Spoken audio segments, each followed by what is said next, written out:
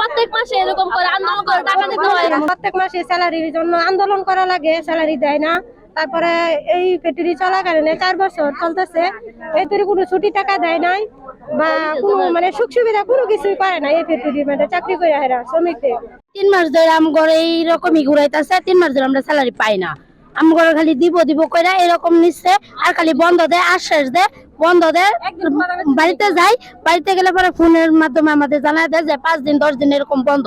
আর factory চালু হয়েছে 4 বছর 2 মাস, এবং তো কোনো ছুটি টাকাও আমরা পাই নাই। মানে মহিলারা যে প্রেগনেন্ট থাকে, একটা টাকা আছে অফিস টাকা, এই টাকাটা ওইরা দেয় না। যারা গেছে 6 মাস হয়ে গেছে গা, ধরুন বাচ্চা হইছে, ছুটিতে গেছে, হ্যাঁ বেতন এখনো দিছে না। এরকম শুরু করছে, প্রত্যেক মাসে স্যালারি এরকম করে প্রত্যেক মাসে আন্দোলন করে নেওয়ার লাগে।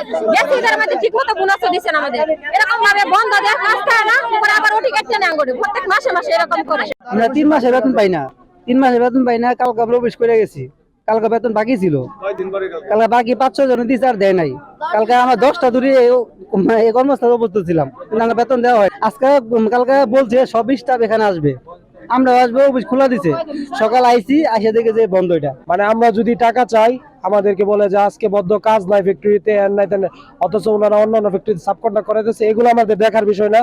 আমাদের মুখ্য বিষয় আমাদের বেতনটা পূর্ণাঙ্গ দিয়া দেখ ওনারা ফ্যাক্টরি চালালে চালাক বা না চালাক। আমাদেরকে কালকে বলা হয়েছে যে অফিস খোলা, তোমরা আসো। কালকে আমাদের বেতন দেওয়ার কথা ছিল, বেতন দেয় নাই। আজকে আমরা আসছি কোনো নোটিশ ছাড়াই, এসে দিই অফিসে তালা মারা। এই ফ্যাক্টরিতে আমরা চাকরি করতেছি 2-3 বছর ধরে। এই ফ্যাক্টরির কোনো রুলস ঠিক নাই। এই ফ্যাক্টরিতে মনে করেন একটা বাৎসরিক ছুটির কোনো টাকা দেওয়া হয় না, কোনো মেডিকেল ফেসিলিটি দেওয়া হয় না, কোনো গেট পাস দেওয়া হয় না। সকল দিক দিয়ে এরা মনে করেন প্রতি মাসে ওভার টাইম প্রত্যেকটা ওয়ার্কার কাছ থেকে 5 ঘন্টা 10 ঘন্টা কাটে। আপনারা লিস্ট চেক দিলে পাইবেন।